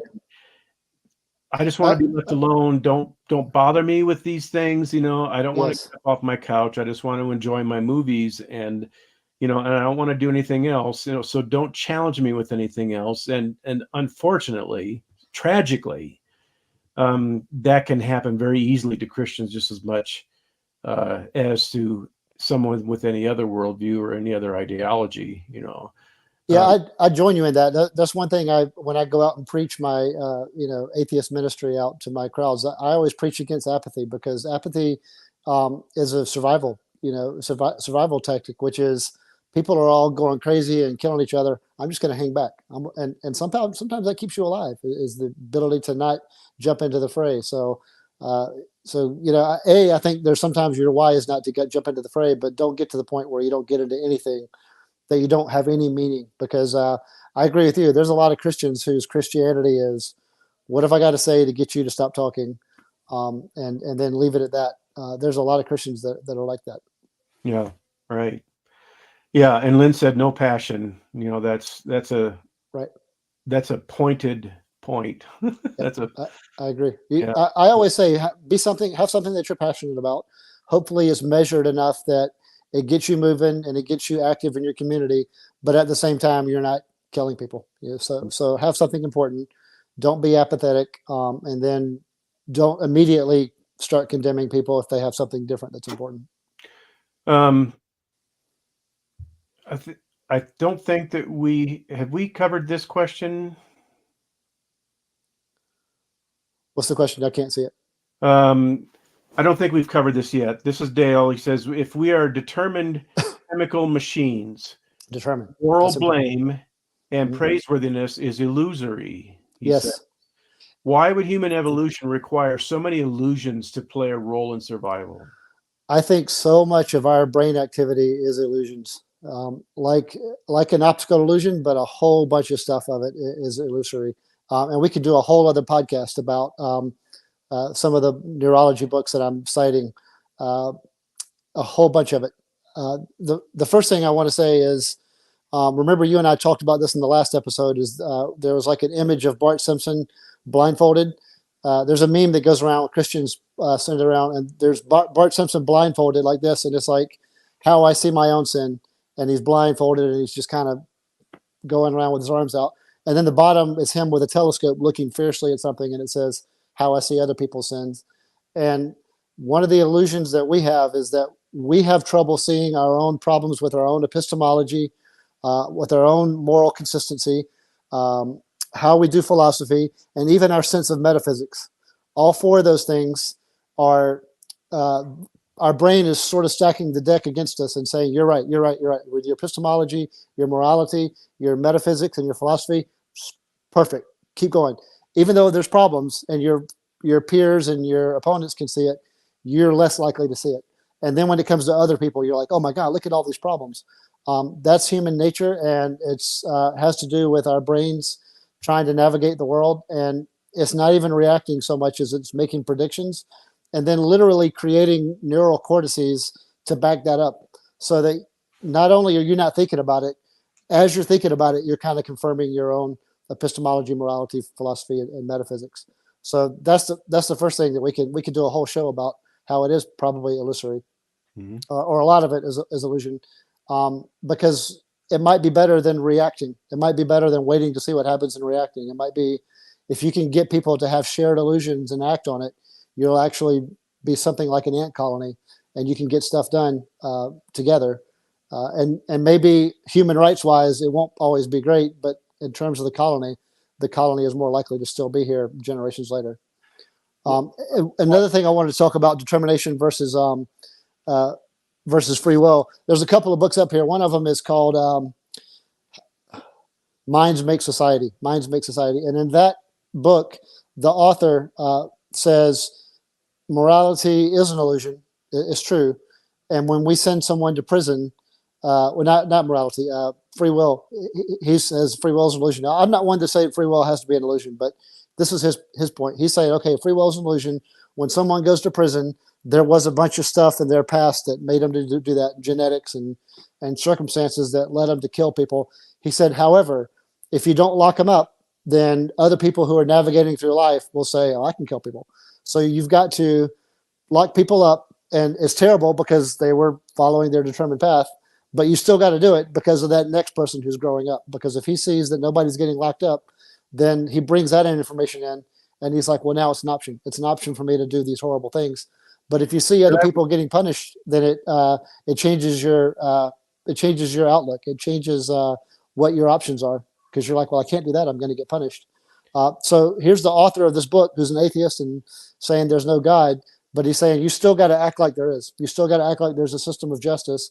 You still got to enforce it, even though it's not deserved on an individual basis. Because if you don't, then people will start doing whatever they want, and then you won't have that organization. And I would immediately say, so what?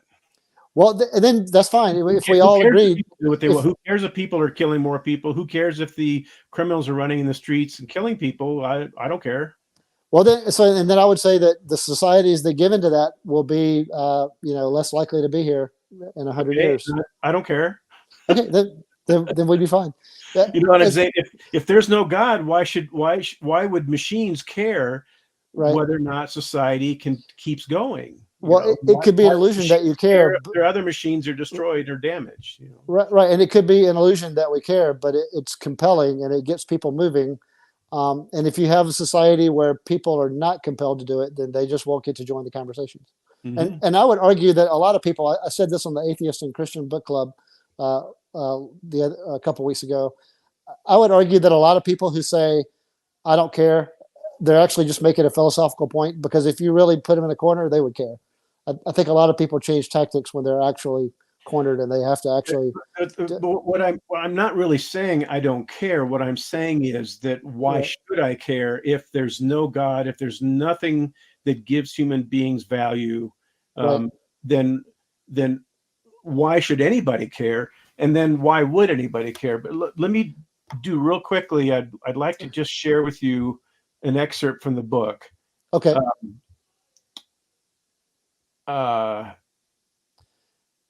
And the context is that human beings have all these attributes that they would not have if they Right. were mere machines.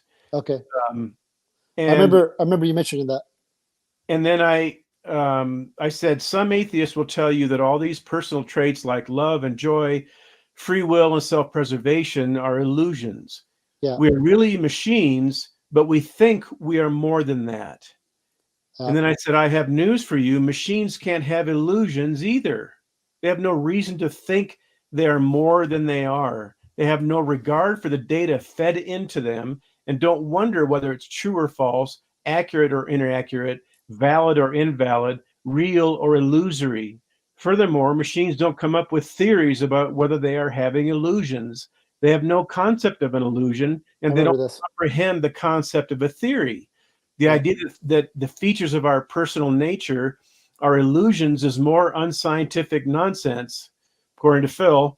There is no evidence for it, and it's just one more vapid article of faith held in an intellectual vacuum. In other words, just more superstition.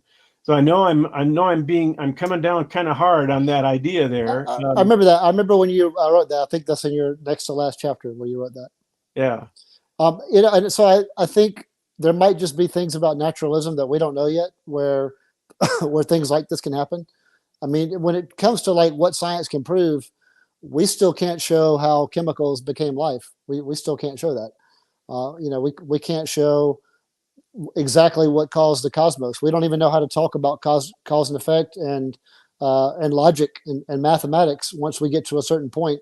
When you go backwards in our space-time cosmos, there gets to be a point, within some microsecond, picosecond of expansion of space-time, and we're like, well, what's before that? And we're like, we don't even know if there's a before, because all of our tools break down there. So there's a lot that science still has to answer for, but uh, I think that it's possible that life does, and this is naturalism, complexity of the gaps. But I think it's possible that we are natural machines, and there's just more things that we can do than we can fathom right now. That's my faith-based answer to that. Yeah. I'm the Well, Fathiest Atheist, so read my name. that's right. Well, that's I can't stress enough that that is one of the things that I appreciate about you. And I wouldn't say that you're unique, but I will say that you're extremely, extremely refreshing. Um, because uh, most atheists will bristle if I tell them that many of their key principles involved in their worldview are faith-based. Yep. And that are not based on evidence, then they don't have scientific evidence for them. And scientific evidence is really kind of all there is for most atheists. I don't get that from you. I don't think that you believe that scientific evidence is the only path to knowledge. Right. I've always said that there's a certain type of information that gets us to air conditioning and satellites. And we've learned how to distinguish that information from other noise so that we can recognize what leads to air conditioning and satellites. And if we didn't, we wouldn't be able to be inside of a room in 120-degree heat and be inside of a room that's 70. And we wouldn't be able to communicate with each other using satellites orbiting around the Earth. So that kind of information does require empirical demonstrations, and it requires people who are skeptic to be able to go to a table and say, nope, I doubt it, and then they can repeat it. And they're like, okay, now I see it. Mhm. That's how you get to things like air conditioning and satellites. However, Or there's they more. or you get to things like I'm sitting in a warm room when there's 4 feet of snow outside. Right. So that kind of information, I hate to say science because there's more to science than just that, but that's the empirical demonstrations is how we're able to get things like that. But it's not how we live our lives. There's another book behind me. Man, now I can't even think of the title. The guy who wrote it's not even a theist. He's an atheist. The Knowledge Machine. Strevin, Strev. There's so many books. Strevens. Michael Strevens. It's called The Knowledge Machine. And he's like, you need to have this empirical demonstration in order to have science take off. However, it's irrational to live your whole life like that. If you're not going to do anything without an empirical demonstration, then you're not going to last long. It's not rational to live like that. Hmm. Well, yeah, and I think the main point that I think the theists are coming across with is that that if we're simply determined by a bunch of atoms and molecules and the laws and forces of nature, then none of this is rational. We can't have any rationality about anything. We're just following a script, right? Right, and that's seems to me that is one of the central problems involved in atheism. And in my opinion, my humble opinion, I agree with C.S. Lewis that's the kill switch for atheism. That it's the central fatal flaw of atheism, and that is that there's no God, and therefore we're determined by the laws of physics and chemistry. And if that's the case, then every thought we have in our head is determined by chemicals, determined by the laws of nature. And the laws of nature don't select for truth. That's true. My thing is the laws of nature choose for survivability. And then I just add to it that sometimes survivability depends on whether you can learn true information about the external world. But we also have to recognize that it's the laws of nature that made us believe that the laws of nature are what determine all these things. In other words, our belief in natural selection, our belief in the laws of nature, even to begin with. Right. Although our belief in the laws of nature were caused by the laws of nature. Yep. So how do we know that the laws of nature even exist? Right. Because we've been determined to believe it by something that we have no control over, and something that we couldn't believe otherwise because it's determined, Right. I think at some point everybody just kind of makes a pragmatic decision and says, okay, I'm going with this. And then the ones who do better at life are the ones who get to keep trying, and their offspring inherit some of that and bring in some of their own creativity. And then we just, we check and see who's still here. And your belief that we just do things by our pragmatic nature is all determined by natural law and by. Well, in terms of determined, that's a whole other thing. I was going to suggest, since we're coming up on 2 hours, that whether everything is determined is a whole other scientific debate, because there are atheists who disagree on free will and determination, whether everything's determined or not.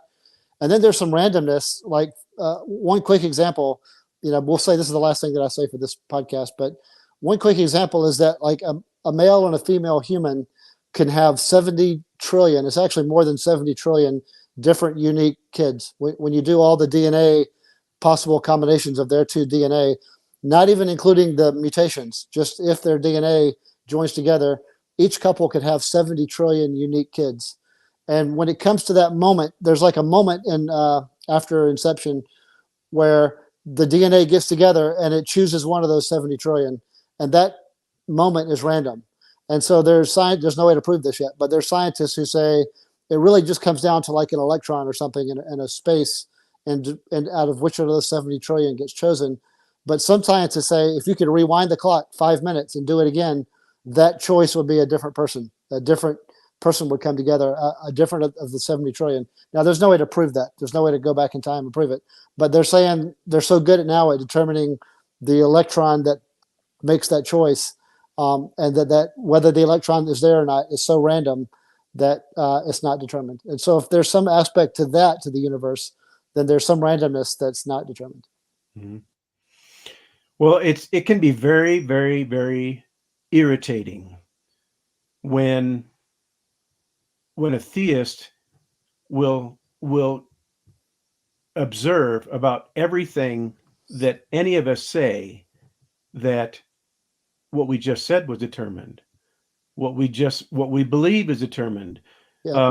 I remember an exchange that Tim Stratton had with Guillaume Bignon, mm-hmm. who is a former atheist, now a Christian, but is a determinist. He's a theological determinist. Right. And he says everything is determined. And Tim brought up the fact that if everything is determined, then it's impossible for you to know anything that you know that any of your beliefs are true. Right. And because you're being determined to believe them by an untrustworthy source. Right. I'm familiar with that. As you And, know, you and I spend a lot of time talking to Tim. So yeah, I'm yep. familiar with that and approach. and Bing Yang came back and said, well, determinism doesn't destroy knowledge because determinism is true. And there's certain things that I know. I know that my wife is in the next room baking bread because I can smell the aroma of baking bread. And my comment about that, when I wrote about it, was that your belief that you're even smelling bread in the first place is being determined Yeah. by the laws of nature. And you don't even know if your wife exists because your belief that she exists and all of your experiences of your wife are all determined by the laws of nature, by the molecules that are in motion in your brain. And you have no idea whether or not that experience that you think you're having of your wife really points to something that's real in external reality. And every time Bing Yang says something and says he believes something, we turn around and say, you were determined to believe what you believe, and you were determined to say what you just said. Right. And so It can apply to him. That's right. we can't, the determinists cannot step outside of and can't get off the stage Hmm. and then observe what's going on the stage from out in the audience or from out in the auditorium. Right. We're if determinism is true, we're all trapped on the stage. We can't escape and then look down from above and observe what's going on in any objective sense, because everything that we think, everything that we say is being determined by the laws of nature. If that's the case, Or how can we trust any of it? right. Or in his case, God. God determined it, and we're just living it out. It was, Right. determined before the formation of the earth. Yeah, and I wrote a book called Calvin's Desperation, um, You mentioned that. and that book is about the determinism of John Calvin. Yeah. Um, and what I mentioned in that book is what I pointed out and observed is that determinism is determinism.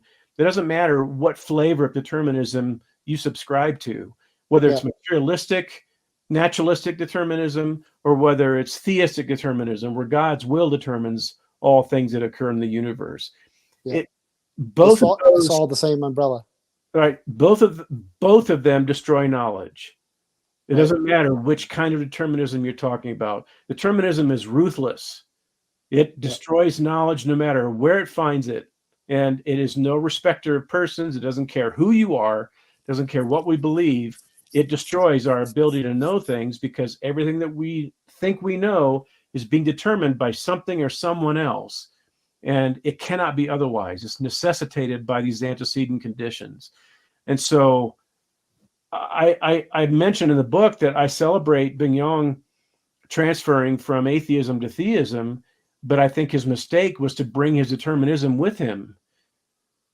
And it destroys knowledge in his newfound theoretical framework, just like it did in the theoretical framework that he left behind.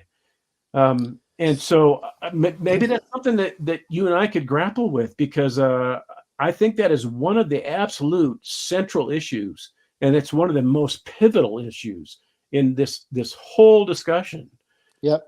Um, That might be a good topic for the next podcast too, because I have a lot of thoughts about, like, why is James White going to go to his grave believing what he believes, and why is Tim Stratton going to go to his grave believing what he believes? yeah, They both claim Christianity, and like we said before, they'll both do anything for the other one.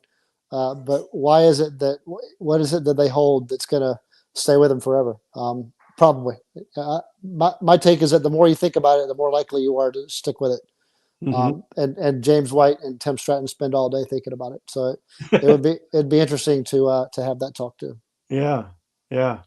Well, okay, we're at 2 hours, and I want to be respectful of your time, but I think this has been very fruitful. Uh, the Real Seekers um, person on the side chat there, is Dale from Real Seekers, and Mhm. every time he's on, I learn something from him. Lori is my wife, and I consider her a partner in ministry, and she backs me up, and it's just I can't describe to you the kind of experience that I have when she's behind me in these things, and so and the same is true of you. I learn something every time we talk. Every time I hear you talk to, on their show. I remember watching the show with the Atheist and Christian Book Club, and I was wishing that I could have been on that.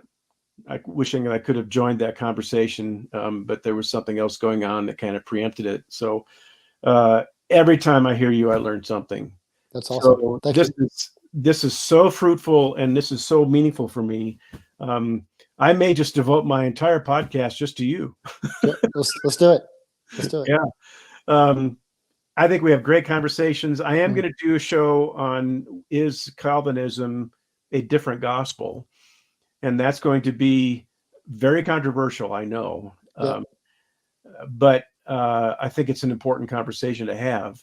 And I think I hope that you can listen in when we have that conversation. But okay, I feel like we've just gotten started, and yeah, we could do this for years. And there's been Christians that I've done with, had conversations with for years. Yeah.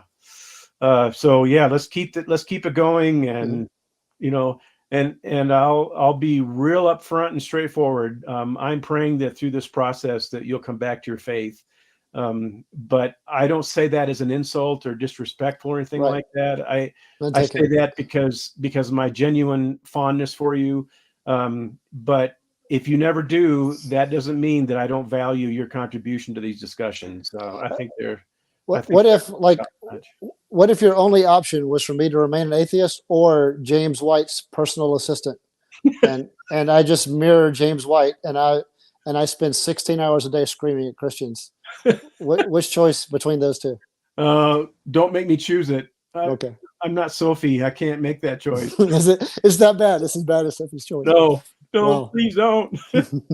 Yeah. Just all right. Having fun. Yeah. All right. Well, definitely we'll keep this going. Okay. And if you want to, you can maybe make a list of some of the things that are in the book that you'd like to discuss, but we don't have to discuss just the book, but I'm just making this the Machines Don't Laugh discussion series is kind of what I'm. Yeah, we should. I think we stick with this until we get through all the things that I think that there's something else that the atheist could add to it. Can you hold it closer to the camera? This is the book. There we go. Get available on Amazon. Richard is my biggest fan, and he's my best book promoter. I should probably kick back a percentage of the sales to you. So if you ever become famous, I'll remember that. Yeah, which that's not going to happen. All right. Thank you very much, my friend. I appreciate it, and I'm looking forward to our next discussion. Me too. Thanks for having me on. You bet.